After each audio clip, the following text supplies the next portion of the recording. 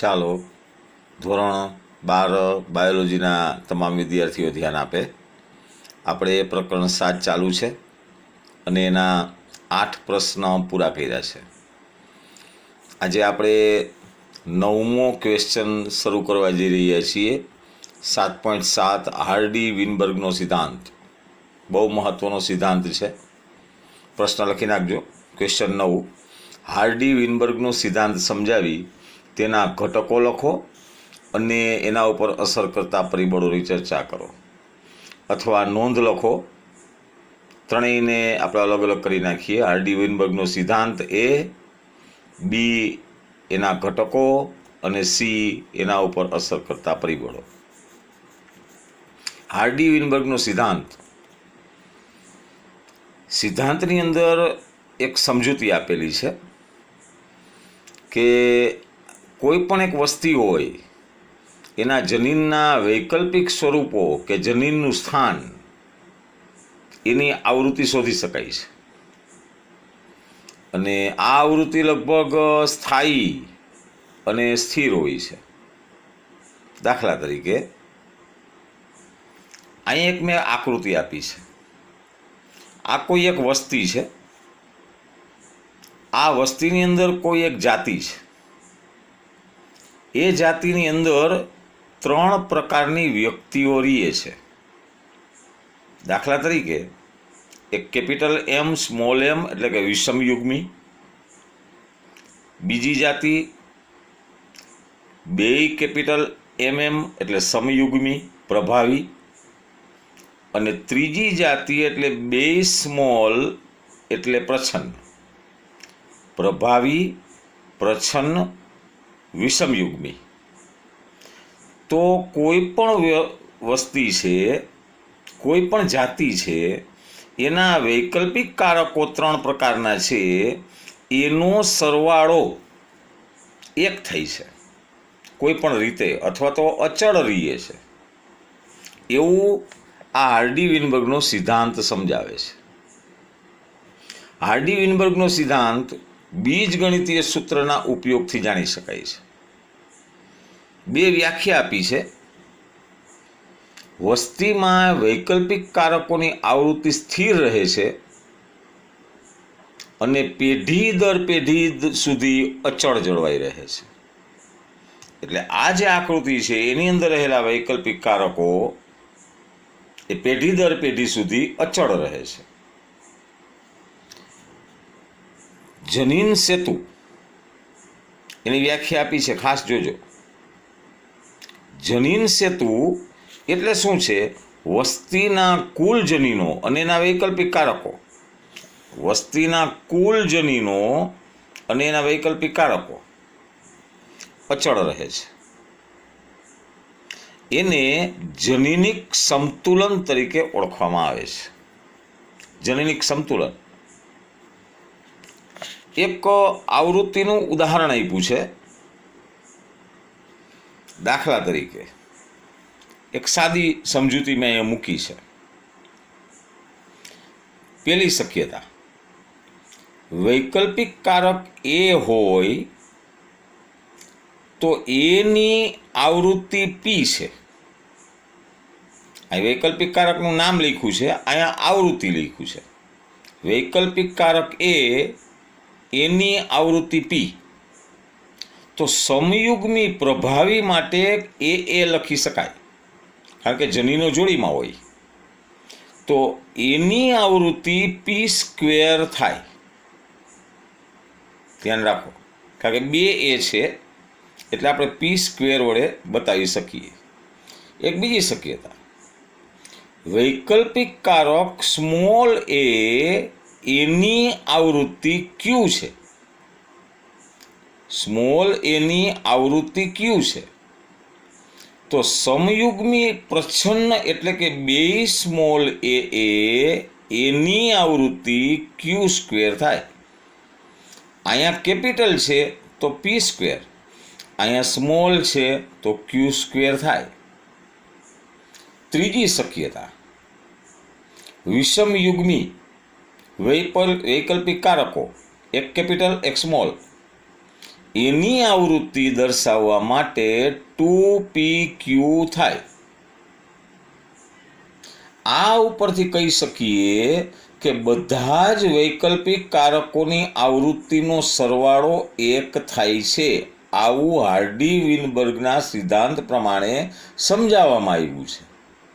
અને બીજગણિતનું સૂત્ર પણ છે p² plus 2pq plus q² is equal to 1. દ્વિપદીનું આ સમીકરણ છે. એના ઉપરથી હાર્ડી-વિનબર્ગના સિદ્ધાંતની અંદર સામે વર્ણન કર્યું છે આ જગ્યાએ. બરોબર? જુઓ, બધા જ વૈકલ્પિક કારકો p, q એના નામ અપાય છે. p અને q એ અને વૈકલ્પિક કારક એની આવૃત્તિ ડબલ a p², એવી રીતે q² છે, એ ને 2pq. પરિણામે સૂત્ર આવ્યું p² plus 2pq plus q² બરાબર 1. આ દ્વિપદીનું સમીકરણ છે, એનું વિસ્તરણ છે p પ્લસ q² નો સમીકરણનું વિસ્તરણ. તમારે ફિઝિક્સમાં પણ આવે છે. સામેના પાનાની અંદર એનું અર્થઘટન કર્યું છે કે જનીનિક સમતુલામાં અથવા હાર્ડી-વિનબર્ગની સમતુલાની અંદર જ્યારે ખલેલ એટલે કે વસ્તીમાં વૈકલ્પિક કારકોની આવૃત્તિમાં ફેરફાર થાય તો ઉદ્વિકાસ થાય છે. આ સમીકરણની અંદર કંઈ ફેરફાર થાય તો ઉદ્વિકાસ થાય છે, એવું હાર્ડી-વિનબર્ગના નામના વૈજ્ઞાનિકે શોધ્યું. આ એનો સિદ્ધાંત છે. સિદ્ધાંત પૂછે તો આટલું વર્ણન કરવાનું. એની સાથે એક આપણે આકૃતિ સમજીએ. અહીં નીચે આકૃતિ આપી છે, જુઓ છે. આ મુખ્ય આકૃતિ છે. એમાંથી 3 આકૃતિઓ કેવી રીતે બને છે એ સમજાયું છે. દાખલા તરીકે આ મુખ્ય આકૃતિ સમજી લઈએ તો કોઈ એક આ શિખર છે ગ્રાફની દ્રષ્ટિએ.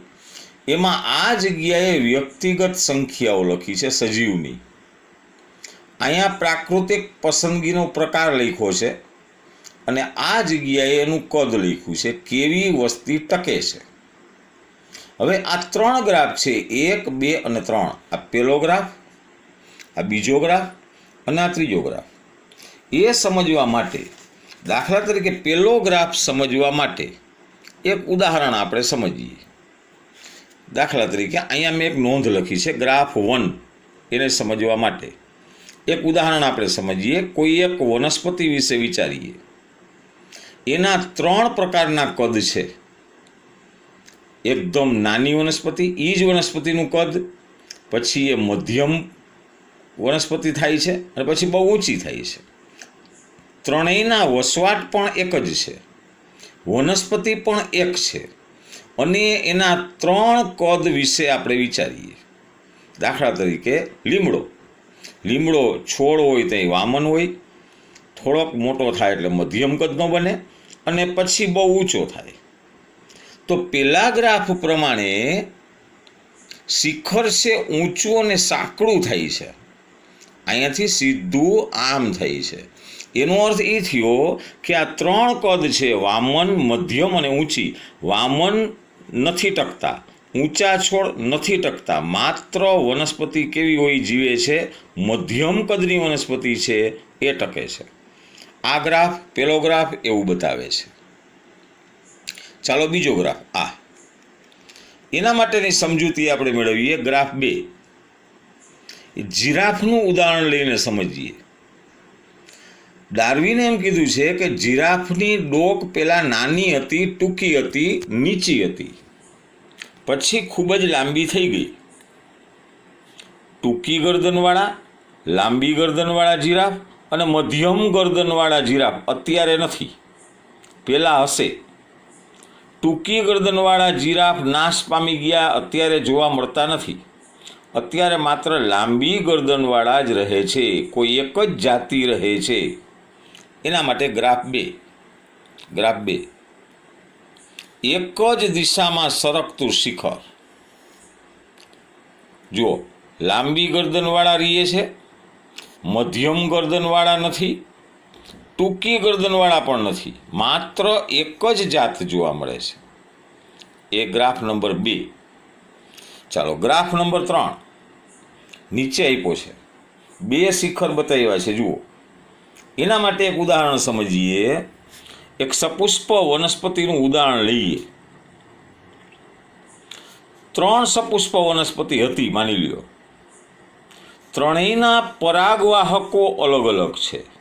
ત્રણેયના પરાગનયનની પ્રક્રિયા કરનારા. એમાંથી કોઈ એક પરાગવાહકનો નાશ થાય, એક પરાગવાહકનો 3માંથી, તો એક વનસ્પતિનું પરાગનયન ન થાય, ફલન ન થાય, પરિણામે એ વનસ્પતિ જીવે નહીં. 2 જ પ્રકારની વનસ્પતિ વધે, એટલે 2 શિખર જોવા મળે છે.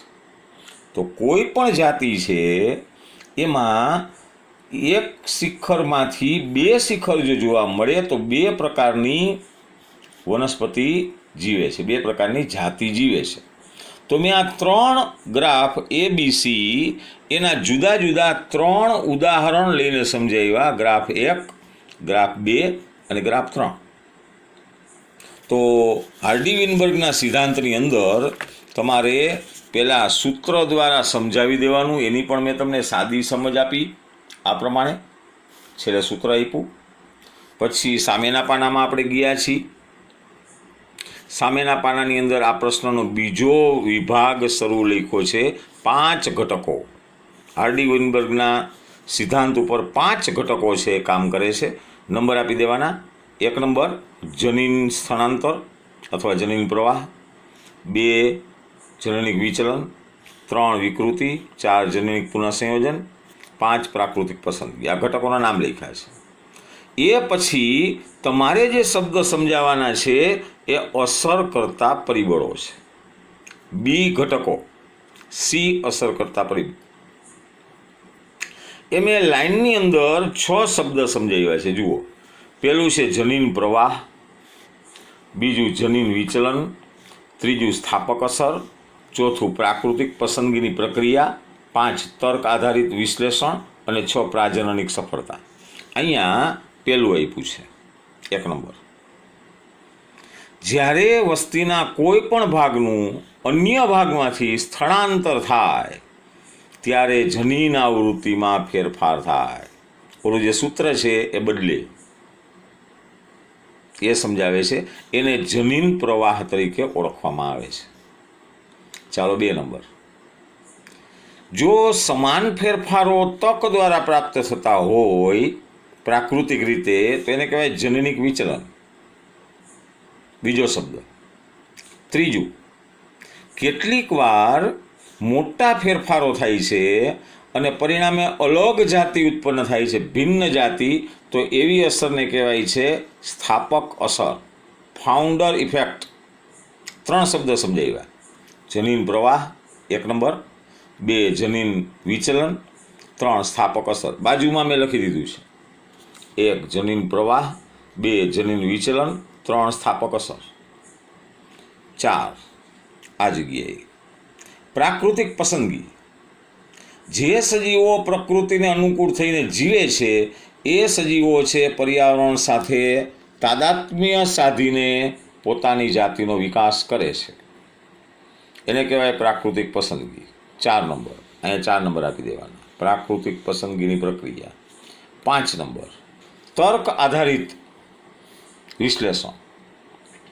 જનીન પ્રવાહ અને જનીન વિચલન એને લઈને સર્જાતી ભિન્નતા એક પેઢીમાંથી બીજી પેઢીમાં આવે તો એને કહેવાય તર્ક આધારિત વિશ્લેષણ. ચાલો 6 નંબર પ્રાકૃતિક પસંદગી.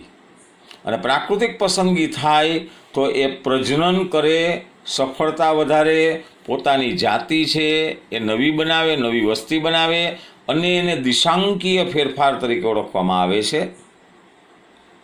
6 નંબર પ્રાજનનિક સફળતા. તો 6 શબ્દ તમારે અસર કરતા પરિબળોમાં વર્ણવવાના. સીમાં આ બી છે ઘટકો છે 5, અને એ મેં તમને કરાવ્યું આખું હાર્ડી વિનબર્ગનો સિદ્ધાંત. આ બહુ મહત્ત્વનો સિદ્ધાંત છે. એમાં તમારે આ રીતે શબ્દ સમજાવવાના છે, છેલ્લે સૂત્ર કરવાનું છે, દ્વિપદીનું સમીકરણ, અને આ આકૃતિ નોટબુકમાં બધાએ દોરવાની છે. એના માટે મેં તમને આ આખો ગ્રાફ છે, ગ્રાફ 1, 2 અને 3 એ મેં તમને સમજાવ્યા છે. તો હાર્ડી વિનબર્ગનો સિદ્ધાંત બહુ મહત્ત્વનો પ્રશ્ન 9મો. ચાલો 10મો પ્રશ્ન. ઉદ્વિકાસનો સંક્ષિપ્ત અહેવાલ લખો, અથવા સૌ પ્રથમ કોષીય જીવ, સૌથી પહેલાં જે કોષીય જીવ બન્યો એમાંથી સસ્તન કેવી રીતે ઉદ્ભવ્યા છે તેનો વિસ્તારપૂર્વક વર્ણન કરો. તો આ પ્રશ્ન છે બહુ મહત્ત્વનો છે. ઉદ્વિકાસનો સંક્ષિપ્ત અહેવાલ, આ વર્ણન છે એને મેં એક નાના ચાર્ટમાં ફેરવી નાખ્યું છે. પાછળનું આખું બધું વર્ણન મેં આખું ચાર્ટમાં લઈ લીધું છે 10મા પ્રશ્નનું. એ ચાર્ટ આપણે સમજીએ. ક્વેશ્ચન 10. ઉદ્વિકાસનો સંક્ષિપ્ત અહેવાલ. 2000 મિલિયન વર્ષ પહેલાંની વાત છે. સૌ પ્રથમ કોષીય જીવન આવ્યું. એક કોષીયમાંથી બહુકોષીય સજીવો અસ્તિત્વમાં આવ્યા. એના પછી 500 મિલિયન વર્ષ અગાઉ અપૃષ્ઠવંશી આવ્યા. એના પછી 350 મિલિયન વર્ષ પહેલાં જડબાવિહીન માછલી આવી. ત્યારે વનસ્પતિઓ પણ હતી સૌપ્રથમ જમીન ઉપરના જીવ તરીકે, અને ભારે અને મજબૂત બિનપક્ષવાળી માછલીઓ પણ જોવા મળતી હતી. ત્યાર પછી 320 મિલિયન વર્ષ પછી સમુદ્રની શેવાળ અને કેટલીક વનસ્પતિઓ આવી. ત્યારબાદ 1938 દક્ષિણ આફ્રિકાની અંદર મત્સ્ય શિલાકાંથ નામની માછલી એ સૌથી પહેલાં શોધાણી, જેને લોબ ફિલ્સ તરીકે ઓળખવામાં આવે છે. આ નીટની અંદર ગઈ પરીક્ષાની અંદર જ પૂછાણું છે. લોબ ફિલ્સ, મત્સ્ય શિલાકાંત, દક્ષિણ આફ્રિકા 1938. આમાંથી ઉભયજીવી બન્યા, દેડકા, સાલામંડર જેવા. એમાંથી સરીસૃપ ઉતરી આવ્યા, જે જાડા કવચવાળા ઈંડા ધરાવતા હતા, કાચબા, કશ્યપ અને મગર. અને સરીસૃપમાંથી 200 મિલિયન વર્ષ પહેલાં સરીસૃપો પ્રભાવી હતા, વધારે જોવા મળતા હતા. ફર્ન્સ ત્રિઅંગી પણ હતી. આ જે સરીસૃપ છે એના 2 વિભાગ પડ્યા, 2 ફાટા પડ્યા. કેટલાક મત્સ્ય જેવા, દાખલા તરીકે ઇક્થિયોફિશ, જમીનમાંથી પાછા પાણીમાં વહી ગયા. જુઓ, પાછા પાણીમાં.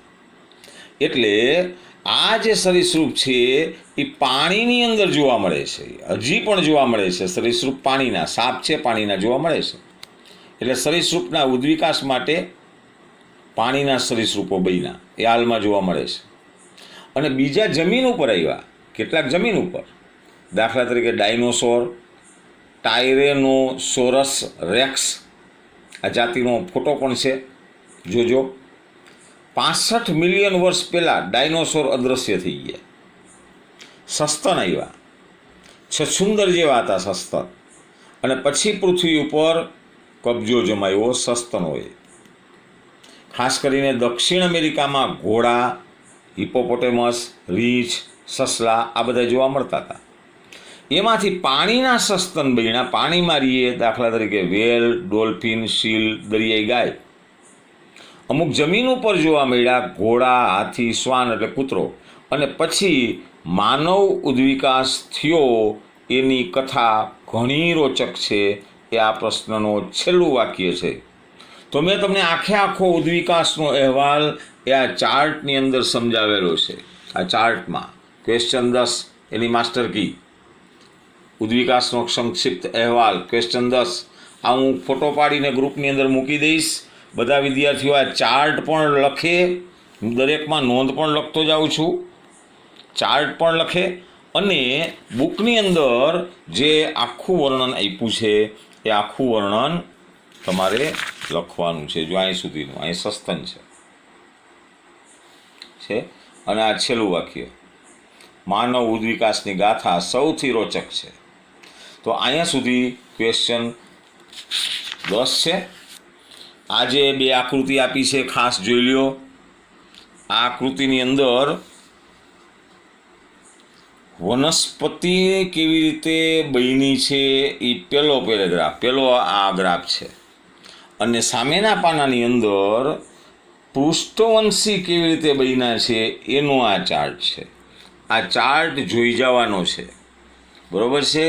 આ ચાર્ટની અંદર ખાસ ધ્યાન રાખો, આ જે લાલ કલરના જે 4 બતાવ્યા છે, 3 લાલ કલરના, એ કલ્પયુગ છે.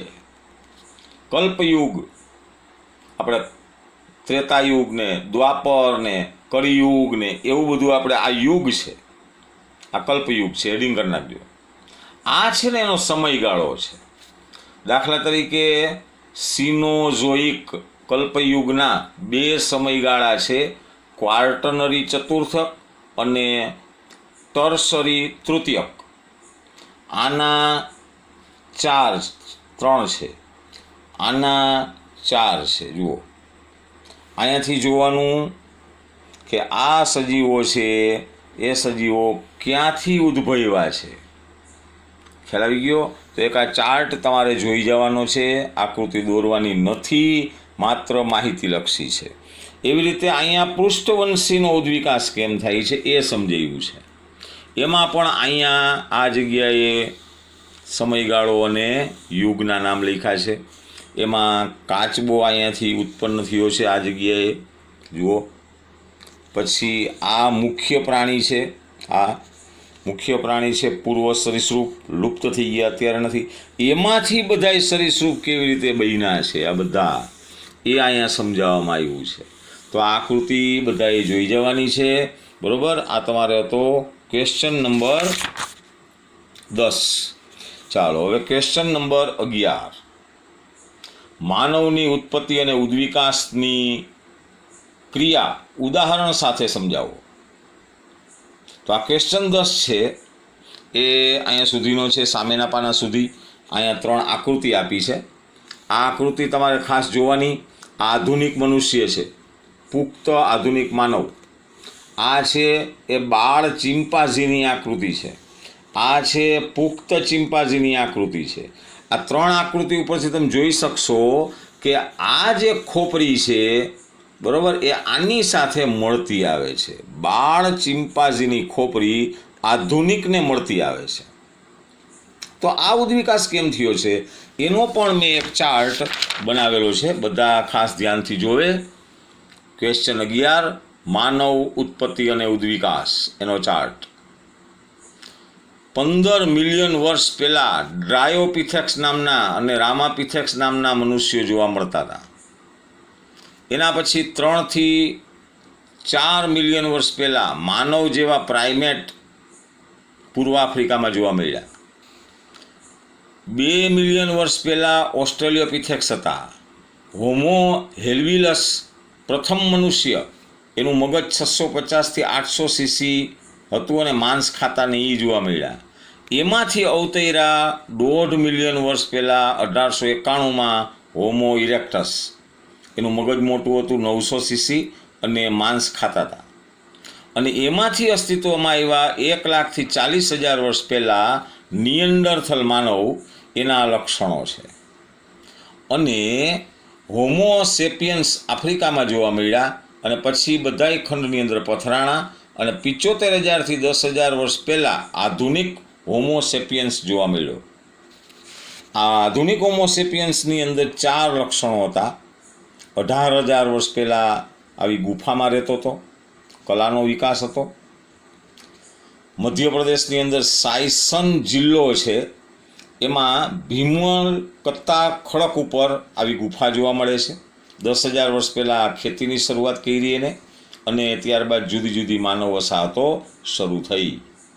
તો મનુષ્ય કેવી રીતે બન્યો છે એનો આ ચાર્ટ આપણી નોટબુકની અંદર વ્યવસ્થિત રીતે આ ચાર્ટ ક્વેશ્ચન 11 માટેનો તમારે લખવાનો છે. આ ચાર્ટ પણ લખજો અને એનું વર્ણન પણ તમે આ જગ્યાએ આપેલું છે. 15 મિલિયન વર્ષથી શરૂ કરી અને સામેના પાના ઉપર, બરાબર, હોમો સેપિયન્સ આ જે સમયગાળા છે મેં તમને બધા ચાર્ટની અંદર મૂક્યા છે. જો 10,000 વર્ષ પહેલાં કૃષિ ખેતીવાડીની શરૂઆત થઈ અને માનવ વસાહતો શરૂ થઈ. તો આ તો પ્રશ્ન 11મો. પાછળ એનો સારાંશ આપ્યો છે, સારાંશ જોઈ લેવાનો. પાછળ સ્વાધ્યાયના પ્રશ્ન પણ આપ્યા છે, એની PDF પણ હું તમને મોકલી દઈશ. તો આ વિડીયો લેક્ચરમાં તમારે આપણે ઉદ્વિકાસનો પાઠ પ્રકરણ 7મું એ આપણે પૂર્ણ જાહેર કરીએ છીએ. બરાબર, દરેક વિદ્યાર્થીઓ ખૂબ મહેનત કરે અને પરીક્ષાની અંદર આ બધા પાઠ બહુ મહત્ત્વના છે, એટલે એને વ્યવસ્થિત તૈયાર કરે. ક્વેશ્ચન 7 આપણે પૂરો કરીએ છીએ. આવતા વિડીયો લેક્ચરની અંદર નવા પ્રકરણ સાથે ફરી પાછા મળીએ છીએ. ત્યાં સુધી દરેક વિદ્યાર્થીઓને ગુડ બાય, આવજો.